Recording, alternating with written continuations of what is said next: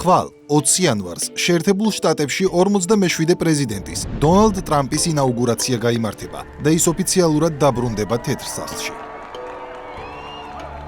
რადგან არაერთი ფეიკი და სპეკულაცია ვრცელდება, დასაწყისშივე უნდა აღინიშნოს, რომ 1799 წლიდან მოყოლებული ინაუგურაციაზე უცხო ქვეყნების ლიდერები ჩვეულებრივ არ არიან მიწვეული სტუმრებად. ეს ღონისძიება უფრო შიდა ხასიათისაა. ახალმა პრეზიდენტმა შეიძლება კონკრეტული სტუმრები პირადად მიიწვიოს. ახლაც დონალდ ტრამპმა მხოლოდ 5 ლიდერი დაპატიჟა. ევროპიდან მხოლოდ კონსერვატორი ვიქტორ ორბანი და ჯორჯა მელონი, ჩინეთის ლიდერი სი ძინპინი, ელ-სალვადორის პრეზიდენტი ნაიბ ბუკელე და არგენტინის პრეზიდენტი ხავიერ მილეი. სწორედ ეს 5 ადამიანი განიხილება ტრამპის პირად სტუმრებად. გარდა ამისა, მოსაწვევები აქვთ კონგრესმენებსაც და სენატორებსაც და მათ შეუძლიათ ინდივიდუალურად საკუთარი სტუმრები დაპატიჟონ ღონისძიებაზე. ეს შტატების ახალი პრეზიდენტის ოფიციალურ მიწვევას, როგორც ნახეთ, სულაც არ ნიშნავს. ასევე, წლების განმავლობაში ინაუგურაცია ერთგვარ სახალხო ღონისძიებადაც ჩამოყალიბდა, სადაც ნებისმიერ ადამიანს შეუძლია დასასწრები ბილეთების შეძენა და მათი ფასები ადგილმდებარეობიდან გამომდინარე განსხვავებულია. ამერიკის ისტორიაში მეორედ ხდება გროვერ კლივლენდის შემდეგ, როდესაც ერთი საპრეზიდენტო ვადის გამოტოვებით თეთრ სახლში მეორედ ბრუნდება ყოფილი პრეზიდენტი. ისტორიულთან ერთად ტრამპის შტატების პრეზიდენტად დაბრუნება უკომპრომისო ბრძოლის მაგალითთან და მნიშვნელოვანი ცვლილებების მოლოდინთანაა დაკავშირებული. ეს დღე, როდესაც სიკვდილს სასწაულებრივად გადაურჩა და ეს ფოტო უკვე გახდა ტრამპის წინასაარჩევნო კამპანიის სიმბოლო. ახლა კი მთელი მსოფლიო ელოდება, რა გახდება მისი ხელმეორე მმართველობის მთავარი ხელწერა, რა გადაწყვეტილებებს მიიღებს და რამდენად რეალისტურია იმ საკმაოდ ხმაურიანი დაპირებების შესრულება, რითაც ტრამპმა ამერიკელების გული მოიგო.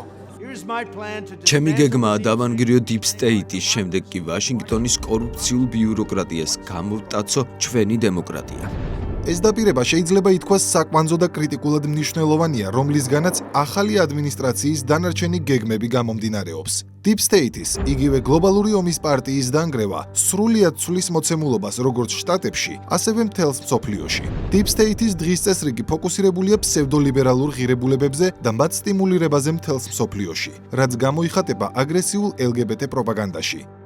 სხვადასხვა ქვეყნის ხელისუფლებებში არასამთავრობო ორგანიზაციების კოლოსალური დაფინანსებით ისეთი ძალების მოყვანაში, რომლებიც უარს ამბობენ ეროვნულ ინტერესებზე, რელიგიაზე, თვითმყოფადობაზე და ორიენტირებულნი არიან დიპ სტეიტის ინტერესებზე. და ბოლოს, რასაკვირველია ომები, რომელთაც ჩრდილში მყოფი რეალური მმართველების ხელში გამდიდრებისა და გავლენების მოპოვების ეფექტი აქვს, რადგან რაც მეტია ომი, მით უფრო მეტ მოგებას ნახულობს დიპ სტეიტის მფლობელობაში არსებული სამხედრო ინდუსტრიული კომპლექსი, რომელსაც აშკარაა, რომ ეფექტურად ვერავინ აკონტროლებს და ამაზე ტრამპის მიერ დასახელებული მომავალი თანამდებობის პირებიც აქტიურად საუბრობენ. ჩვენ გავწმენთ ეროვნული უსაფრთხოების და დაზვერვის სისტემას კორუმპირებული პირებისგან, რომლებიც მრავლად არიან.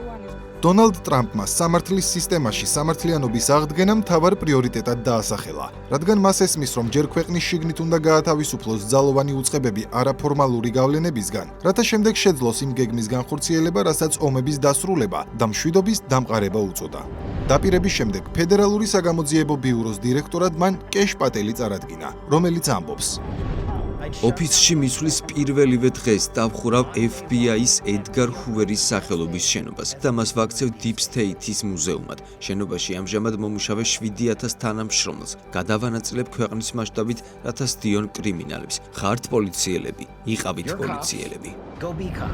გარდა ამისა, როდესაც არაფორმალურ გავლენებსა და ამერიკულ ძალოვან სტრუქტურებზე ვსაუბრობთ, არ უნდა გამოგრჩეს ტრამპის მრჩეველი ეროვნული უსაფრთხოების საკითხებში, მაიკლ უოლცი, რომელმაც კონგრესში მოსმენის დროს პენტაგონის კონტრაქტორებზე, ანუ სამხედრო ინდუსტრიულ კომპლექსზე და არსებულ პრობლემებზე ისაუბრა, რაც გაუმჭვირვალობაში გამოიხატება. სამხედრო მზადყოფნის მაჩვენებელი დაბლ ნიშნულზეა, დანახარჯები კი მაღალზე და როგორც ჩანს, თითქმის ყველა ძირითადი იარაღის სისტემა ძალიან ძვირიჭდება, ხოლო მათი ეფექტურობა საკმაოდ დაბალია. წლებია, რაც პენტაგონი აუდიტებს წარმატებით ვერ აბარებს. როდესაც კომპანიას პენტაგონთან სურს თანამშრომლობა, მან აუდიტი უნდა გაიაროს, თუმცა თავად პენტაგონი ვერ აკეთებს ამას. ქალბატონებო და ბატონებო, ცვლილებების დროა. გავრცელებული ინფორმაციის შესაბამისად, უოლცი აპირებს დიპ სტეიტის წარმომადგენლებისგან სრულად გაწმინდოს ეროვნული უშიშროების საბჭო. ჩვენ მივიღებთ გადადგომის განცხადებებს 20 იანვარს, დილის 12 საათსა და 01 წუთზე, განაცხადა უოლსმა. ასევე საინტერესოა პიტ ჰექსეთის, როგორც პენტაგონის მომავალი დირექტორის ხედვები ამერიკული არმიის შესახებ. Being transgendered in the military causes complications. ტრანსგენდერი პირი არმიაში იწვევს სირთულეებს და განსხვავებებს. წიგნი ამ ხელს საერთო არგუმენტებს, რომლებსაც მარცხენეები ან სხვა პირები წარმოთქვამენ. მათი არგუმენტები ეფუძნება სოციალური თანასწორობის იდეებს. ეს ყველაფერი ნაწილობრივ კლინტონის ადმინისტრაციის დროს დაიწყო, როდესაც გარკვეული ცვლილებები განხორციელდა ჯარში არსებულ არ იკითხო არ თქვა პოლიტიკაში. მაგრამ რეალურად ყველაზე ძლიერად ეს ყველაფერი ობამას დროს განვითარდა და ჯარში გამოჩნდნენ ტრანსგენდერი ქალები. ეს მოხდა იმიტომ, რომ მათ ვაშინგტონში გადახედეს ბიუროკრატიულ სტრუქტურებს, რომლებიც მათი კონტროლის ქვეშ იყო და ერთადერთი რამ, რასაც ისინი არ აკონტროლებდნენ, იყო პენტაგონი. ძალოვანი უწყებების რეკონსტრუქციის გეგმის შემდეგ ცხადია განსაკუთრებული ინტერესს მსოფლიო მასშტაბით იწვევს ტრამპის საგარეო პოლიტიკა, რაზე საუბარიც შეგვიძლია სახელმწიფო მდივნად მარკო რუბიოს წარდგენით დავიწყოთ, რომელსაც სენატმა რამდენიმე დღის წინ მოусმინა. რუსეთ-უკრაინის ომი, რუსეთისთვის დაწესებული სანქციები, ჩინეთი და დიპ სტეიტთან დაკავშირებული ადმინისტრაციის გლობალისტური დღის წესრიგი. ეს იყო საკვანძო თემები, რაზეც რუბიომ თითქმის 5 საათის განმავლობაში ისაუბრა. თავარი ხედვით დავიწყოთ. Out of the triumphalism of the end of the long Cold War emerged ხანგრძლივი ცივი ომის ტრიუმფალურად დასრულების შემდეგ ორპარტიულ კონსენსუსს მივაღწიეთ. ეს იყო კონსენსუსი იმის შესახებ, რომ ჩვენ ისტორიის ის ეტაპი დავასრულეთ და მსოფლიოს ყველა ერი დასავლური დემოკრატიის ნაწილი გახდებოდა და რომ საგარეო პოლიტიკა, რომელიც ეროვნულ ინტერესებს ემსახურებოდა, ჩანაცვლდებოდა ლიბერალური დღის წესრიგით და ყველა უარს იტყოდა ეროვნულ სუვერენიტეტსა და იდენტობაზე, რათა გამხდარიყო მსოფლიო მოქალაქე. ფიქრი ამის შესახებ იყო არა მხოლოდ ფანტაზია, არამედ საშიში ილუზია. We now know it was a dangerous delusion. ის, რასაც რუბიო საშიში ილუზიას უწოდებს, დიპ სტეიტთან კავშირში მყოფი წინა ადმინისტრაციის მთავარ დღის წესრიგს წარმოადგენდა საგარეო პოლიტიკაში. რისი წარუმატებელი მცდელობაც საქართველოში. ხოლო წარმატებული გამოვლინება ევროპის არაერთ ქვეყანაში ვნახეთ. ის გამოიხატება გარე ძალებს დაქვემდებარებული სახელმწიფო მეთაურების გადაწყვეტილებებში, რის შედეგადაც ამ ქვეყნებმა დაკარგეს ტრადიციები და ქრისტიანული ღირებულებები, ფერადი დროშითა და ჰუმანიზმის სახელით. დაკარგეს იდენტობა, უკონტროლო მიგრაციით, მულტიკულტურალიზმის სახელით. და ბოლოს, დაკარგეს ეკონომიკა, ვითომ და გლობალური ინტერესების სახელით, რადგან ამ ეგრეთ წოდებულ გლობალისტურ იდეას, სინამდვილეში კი დიპ სტეიტის მოთხოვნებს, ეროვნული ინტერესები შესწირეს. ამის ყველაზე მკაფიო მაგალითად გერმანია იქცა, ევროპის ერთ დროს ყველაზე დიდი და მძლავრი ეკონომიკა, რომელიც დღეს რეცესიას განიცდის და კალიფორნიის შტატის ეკონომიკამაც კი გადაუსწრო. ცხადია, ევროპული ქვეყნების თვითდაზიანების პოლიტიკაში მნიშვნელოვან როლს ასრულებდა და ჯერ ისევ ასრულებს NGO-ებისა თუ სხვადასხვა ფონდების კოლოსალური დაფინანსება, რომლებიც დიპ სტეიტის მორჩილ ძალებს ლობირებენ ხელისუფლებაში მოსასვლელად და შემდეგ მათ მხარდაჭერას უზრუნველყოფენ. ეს პრაქტიკა ახალი ადმინისტრაციის პირობებში როგორც შანს შეიცვლება და გარდა სახელმწიფო მდივნისა, მასში აქტიურად ჩაერთვება სამთავრობო ეფექტიანობის ახალი დეპარტამენტი, რომელსაც ილონ მასკი და ვივეკ რამასვამი უხელმძღვანელებენ. რამასვამი X-ზე უკრაინის მაიდნის ავტორის, ვიქტორია ნულანდის, ნედის დირექტორთა საბჭოში დანიშვნას გამოეხმაურა. ნედი ქართველებისთვისაც კარგად ნაცნობი ფონდია, რადიკალიზმის დაფინანსებაში მხილებული ორგანიზაცია. პოსტში კი, რომელიც ვივეკ რამასვამმა გააზიარა, წერია: ძნელია არ დაინტერესდე რა წვლილი შეიტანა ნულანდმა ბოლო დროს არასამთავრობო ორგანიზაციების საქმიანობაში საქართველოსა და სირიაში. თავად რამასვამი კი იქვე ამბობს, რომ ამერიკელები იმსახურებენ მეტ გამჭვირვალობას, რასაც ილონ მასკი აზიარებს და ეთანხმება. ახლა კი, როგორ გამოიყურება ახალი ადმინისტრაციის ხედვები მსოფლიოში მშვიდობის დასამყარებლად? ცხადია, აქ მთავარია შტატების, რუსეთისა და ჩინეთის ურთიერთობები. ჩინეთთან დაკავშირებით დონალდ ტრამპმა 2 დღის წინ განაცხადა. ახლახან ველაპარაკე ჩინეთის თავმჯდომარეს სი ძინპინს. სატელეფონო ზარი ძალიან კარგი იყო როგორც ჩინეთისთვის, ასევე ამერიკის შეერთებული შტატებისთვის. მოლოდინი მაქვს, რომ ჩვენ ერთად მოვაგვარებთ ბევრ პრობლემას და ამას დავიწყებთ დაუყოვნებლივ. ჩვენ განვიხილეთ ვაჭრობის, ფენტანილის, TikTok-ის ტექნოლოგიის და სხვა მრავალი საკითხის დაბალანსება. პრეზიდენტი სი ძინპინი და მე ყველაფერს გავაკეთებთ, რომ მსოფლიო უფრო მშვიდობიანი და უსაფრთხო გავხადოთ.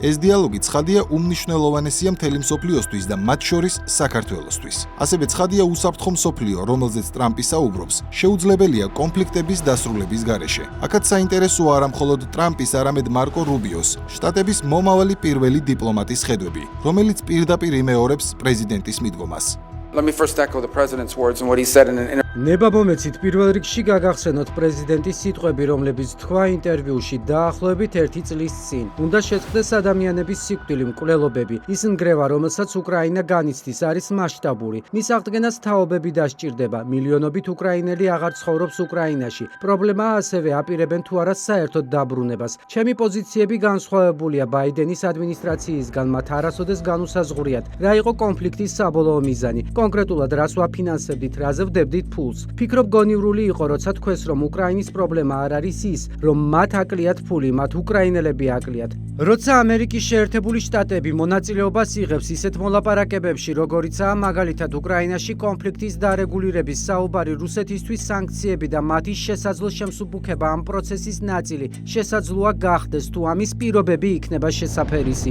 ინაუგურაციის შემდეგ მსოფლიო ტრამპისგან სწორედ რუსეთ-უკრაინის ომის დასრულებას ელის და ფაქტები მიუთითებენ, რომ კულისებში აქტიური სამზადისი უკვე მიმდინარეობს. უპირველეს ყოვლისა ღიად ითქვა ის, რისი თქმის უფლებაც ადრე არავის ჰქონდა, ხოლო ვინც მაინც ამბობდა, მას პრორუსსა და უკრაინის არაკეთილმოსურნის იარლიხს აკრავდნენ. ეს ომი არასოდეს არ უნდა დაწყებულიყო. პრობლემის დიდი ნაწილი იმაშია, რომ რუსეთი მრავალი წლის განმავლობაში ამბობდა, რომ ნატო უკრაინას არ უნდა შეხებოდა, თუმცა ბაიდენმა თქვა, რომ არა, უკრაინა ნატოში უნდა გაწევრიანდესო. რუსეთს კი ამით კარზე მიადგნენ, ამიტომაც მესმის რუსეთის განწყობების ამ ფაქტთან მიმართებით.